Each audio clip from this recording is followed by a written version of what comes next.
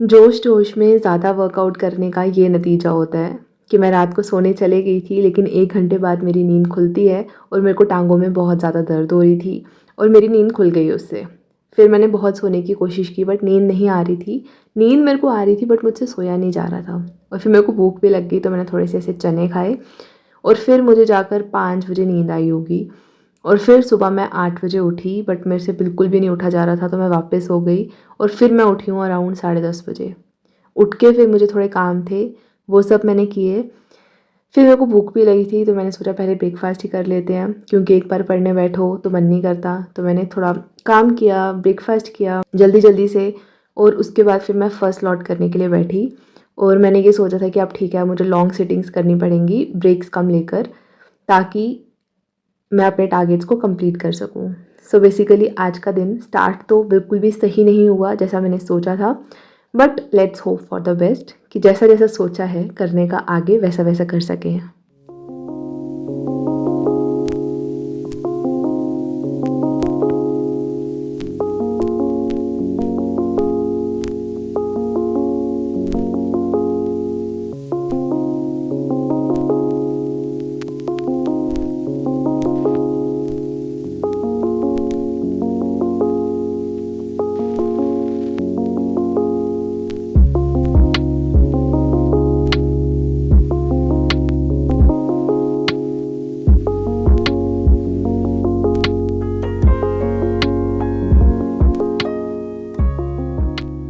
मैंने अपनी इस पूरी प्रिपरेशन जर्नी में and even through out my life जितनी मेरी ज़िंदगी हुई है, एंड नॉट सिर्फ एग्ज़ाम्स पर्सपेक्टिव से, हर एक चीज़ में आई हैव रियलाइज दैट मेरे को एक इशू है। जो इशू ये है that I go for perfection.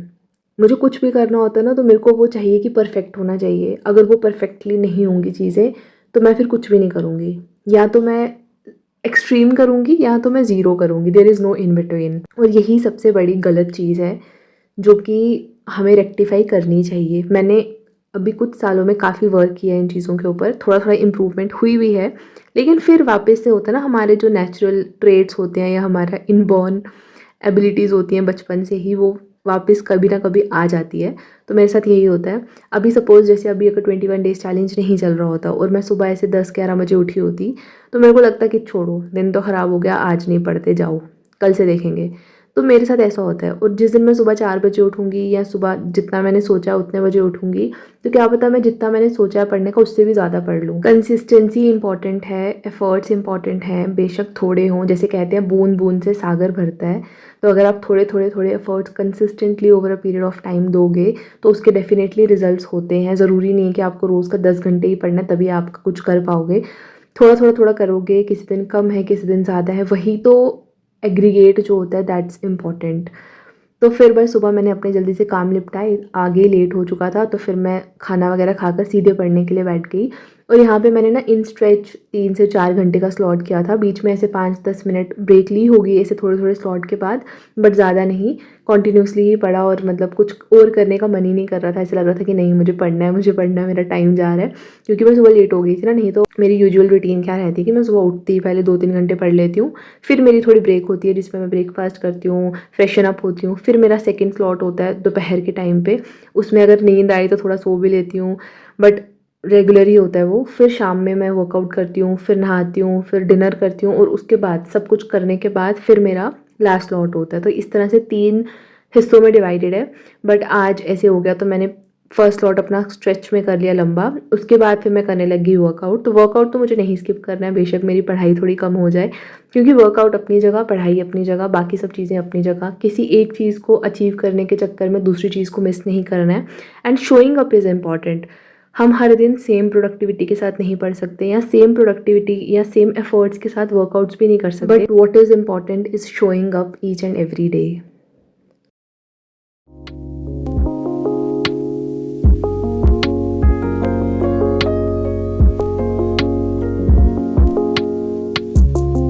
Perfection is a myth.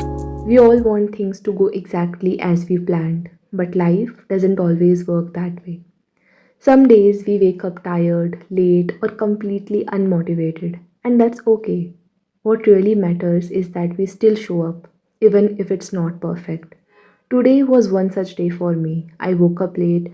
I didn't felt like studying, but I reminded myself that I have taken this challenge and I can't just leave it halfway. So I sat down and slowly I completed my targets. And that's what I have learned. It's not perfection, it's consistency that builds you. Because the people who keep showing up, even when it's hard, are the ones who truly win. I am also learning this to not chase perfection all the time, but to stay consistent even when it's messy, even when it's slow. Because at the end of the day, effort matters more than perfection.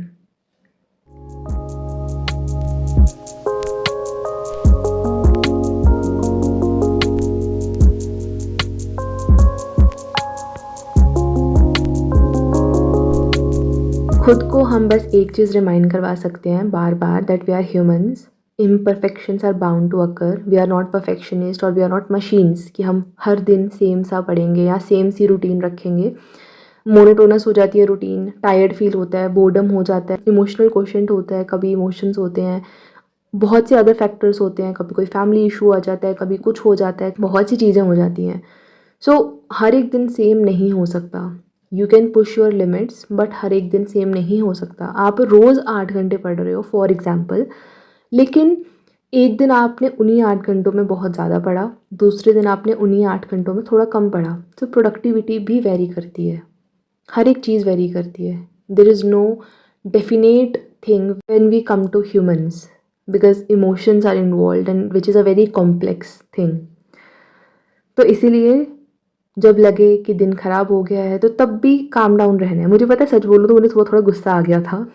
मैं बहुत जल्दी ना ऐसे sad हो जाती हूँ, sad नहीं कह सकते, थोड़ा इरिटेट हो जाती हूँ। सुबह मैं उठी तो मेरे को गुस्सा आया, यार मेरा पूरा स्लीप साइकिल ख़राब हो गया, मेरे को ये हो गया वो हो गया। बट फिर मैंने 5 मिनट में खुद को काम डाउन किया कि कोई बात नहीं, still a day is left, बहुत कुछ हो सकता है। So that's it for the video. मिलेंगे कल नेक्स्ट डे के साथ। Till then take care and just give your best. Bye bye.